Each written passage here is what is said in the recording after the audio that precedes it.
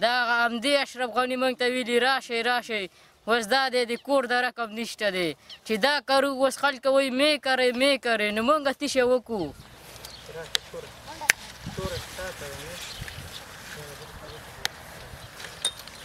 کسان لږ ګڼي چې ټول یو عکس هم خوند نه کوي هم د یار یو عکس نه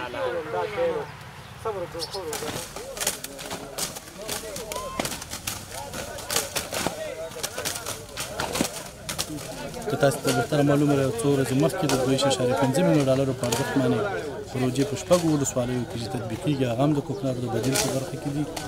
چې څو د هغې د مشروع کښت نه خلک لاس ورکوي